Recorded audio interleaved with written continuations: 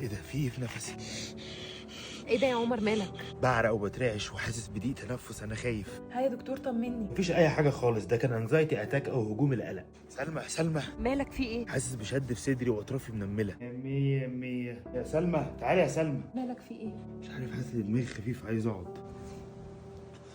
حبيبتي، حاسس بكرة في زوري وشد في رقبتي كده، مش عارف في ايه. انا مالي، انا فيا ايه؟ عندك انكزايتي ديس اوردر او اضطراب القلق. يعني ايه؟ ركزوا معايا بقى. احنا كبني ادمين من كتر ما بنمر بالضغوطات والستريس في حياتنا، ساعات بنوصل لمرحله اللي جسمنا بيقول لنا كفايه، ويبتدي يخش في حاله قلق وخوف طول الوقت.